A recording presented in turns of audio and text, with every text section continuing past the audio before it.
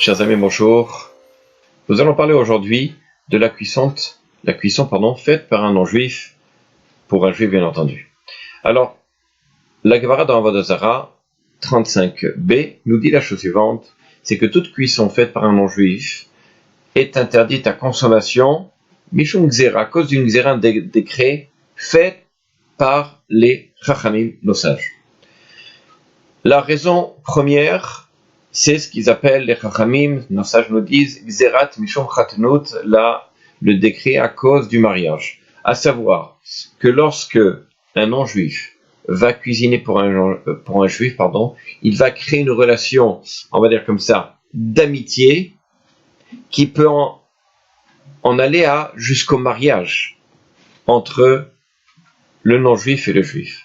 Pour cette raison, les chachamim nous ont, on va dire comme ça, interdit toute chose, et ici, par excellence, la cuisson, pour éviter d'en arriver justement à une kirova, c'est-à-dire un rapprochement avec un non-juif.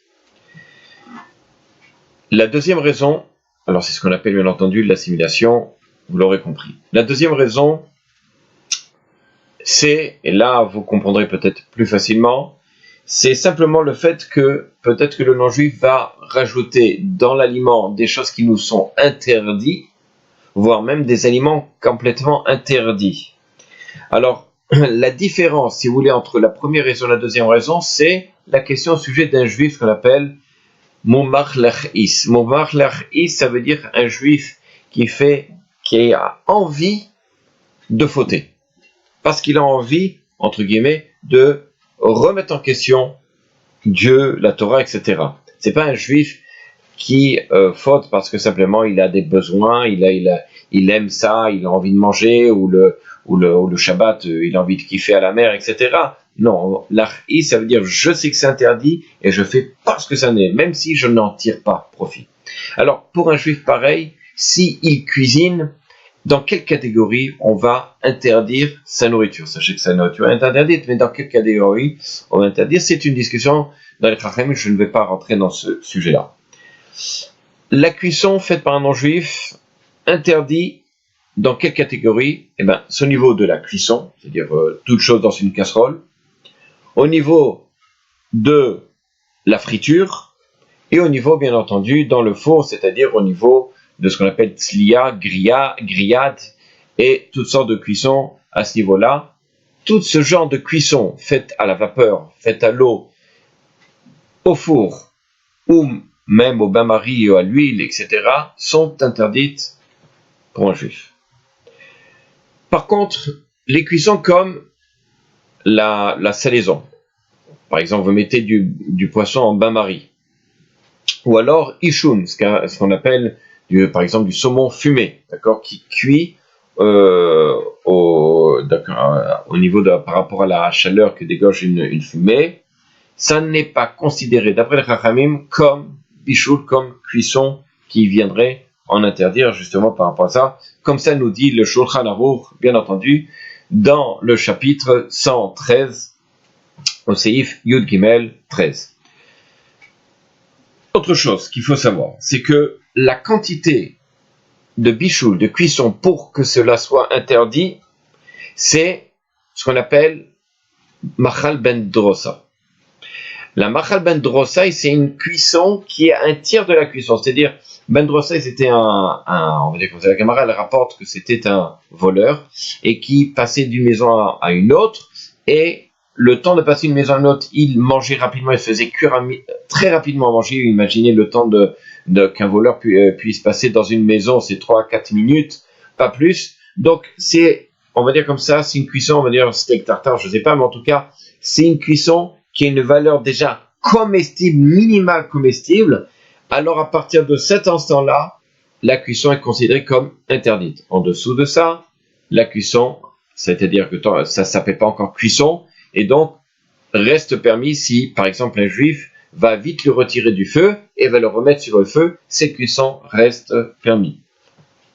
Maintenant, si la cuisson a commencé et le juif vient et va finir cette cuisson, par exemple, il va l'enlever du feu, il va la remettre sur le feu, un exemple, ou alors le Shulchan Aruch dit dans un cas de Efsen Meroubé, dans un cas de perte, on va dire comme ça, parce qu'il a fait pour un mariage, pour un restaurant, et qu'on risque de balancer des tonnes. Dans ce cas-là, le Rama, c'est-à-dire chez les Ashkenazim, on est Mekel, on allège. Par contre, chez les Sfaradim, le marin de Shulchan Aruch interdit de toutes les façons. Alors, la seule chose qui permettrait, le Shulchan Aruch, c'est la veille de Shabbat. Comme ça, c'est rapporté dans Shulchan Aruch, toujours, Kuf Yud Gimel, dans le chapitre 113, Seif Tet.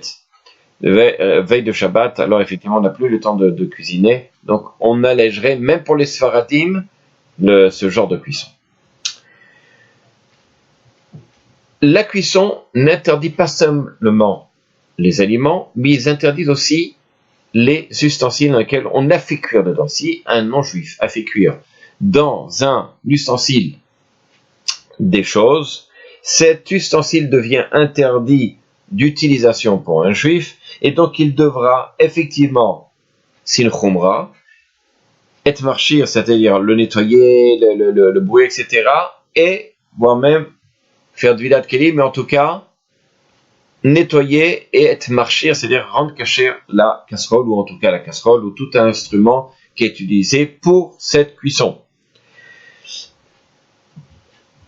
Quelque chose qui est mangé cru.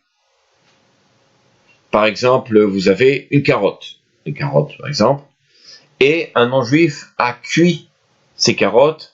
Les carottes cuites par un non-juif restent permises. C'est-à-dire qu'en fait, la règle est que tout aliment qui est mangé cru et qu'un non-juif a cuit, cet aliment, malgré tout, reste permis. Pourquoi? Parce que la Torah nous dit la chose suivante, j'ai le passouk sous les yeux,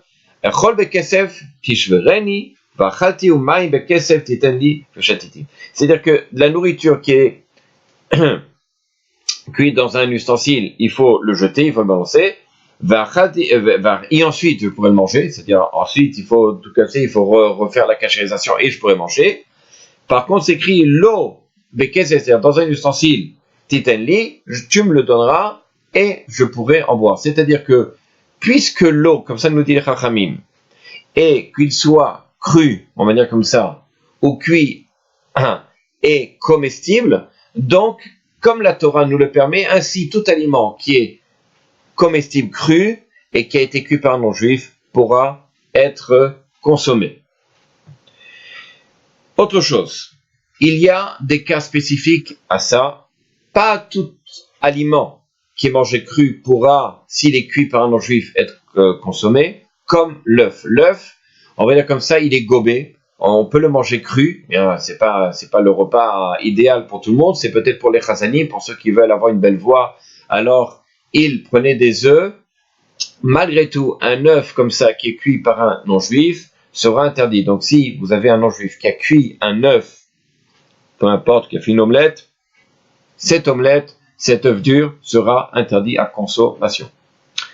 Autre chose qui nous permet de consommer malgré la cuisson d'un non-juif, c'est ce qu'on appelle machachu pachot erer, c'est un aliment qui a une valeur moindre. Ça veut dire quoi une valeur moindre? La Gemara et le Shulchan Aruch, bien entendu, rapportent. Alors ça, c'est dans Choulin, la Medret, dans la page 38, à savoir qu'il dit là-bas que toute chose que l'on peut mettre sur une table des rois, alors que l'on ne peut pas mettre, sur une table des rois, cet aliment-là, même s'il est cuit par un non-juif, pourra être consommé. Qu'est-ce que c'est qu'une table des rois? Vous donnez un exemple, par exemple, dans un mariage. C'est une table des rois, en général, on fait une belle table.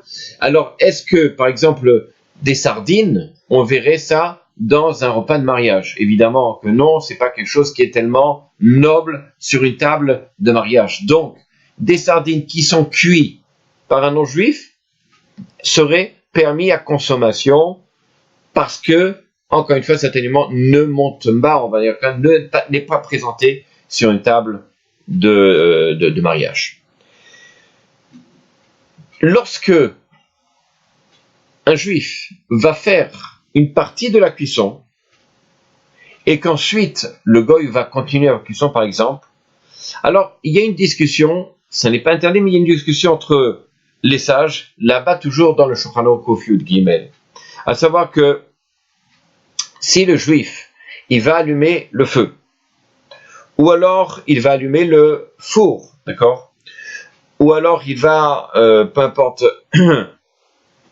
remuer dans la casserole de telle façon que l'aliment puisse bien cuire. Dans ces cas-là, alors d'après certains, on est lesquels, on allège, on permet. Sachez qu'en général, on le permet lorsque ce sont par exemple, des serviteurs ou des serviteurs, des personnes qui travaillent à la maison, des non-juifs qui travaillent à la maison et qui font des cuissons. On pourrait permettre à condition que le juif soit derrière pour allumer. En tous les cas, on peut être sommaire, on peut se reposer sur les décisionnaires qui permettent ce genre de cuisson. Dernier point que j'aimerais voir avec vous, c'est ce qu'on appelle les cuissons que sont faites pour vendre. À savoir, par exemple, on verra ça par la suite. N'oubliez pas qu'il y a 2 points qui sont importants. Un aliment qui peut être mangé cru, il y a un aliment qui ne peut être présenté sur une table de mariage. Ces 2 conditions font que si un non-juif a cuisiné un tel aliment, alors on pourra le consommer. Il y en a qui permettent des cuissons, c'est-à-dire des cuissons qui sont à la vente. Par exemple, des baguettes, sachant que les baguettes ont été, bien entendu, vérifiées, c'est-à-dire que la pâte, etc., il n'y a pas de choses interdites mélangées à la pâte. Si on sait que le pain, c'est simplement de l'eau, de la farine, etc., on pourrait permettre, dans les cas a posteriori, en général, on fait de telle sorte que le juif vienne allumer le four, et ensuite, tant que le four est chaud, alors le non-juif peut cuire à l'intérieur des baguettes. Mais même dans le cas où un juif n'a pas allumé le four, vous êtes en vacances et vous n'avez pas la possibilité, ou vous savez que le pain, c'est pas du pain traditionnel, c'est du pain qui est vendu en masse, dans lequel il n'y a aucun ingrédient qui est interdit à consommation, alors a posteriori, on pourrait en consommer. Alors, tout ceci, évidemment, c'est, et je le répète pour conclure, les 2 principes qui nous permettent de consommer ce genre d'aliments. L'interdit, c'est Mishum Chatnut, à cause du mariage, de peur il y ait un rapprochement entre les non-juifs et les juifs. L'autre chose, c'est qu'il y ait peut-être un problème d'ingrédients interdits, dans lequel je n'ai pas vu, je n'ai pas contrôlé, et qui rend donc l'aliment interdit. Ce sont les 2 choses qui interdisent, que les Chachem nous ont interdit les aliments. Et les 2 choses qui vont nous permettre, malgré tout, de manger, ce sont les aliments qui peuvent être mangés crus et qui ont été cuits par un non-juif, mais aussi que cet aliment-là ne puisse pas monter, c'est-à-dire être présenté sur une table des rois, sur une table de mariage. À partir de cet instant-là, l'aliment, à condition bien entendu qu'il n'y ait pas d'éléments interdits à consommation mélangés dedans, il sera permis. À bientôt.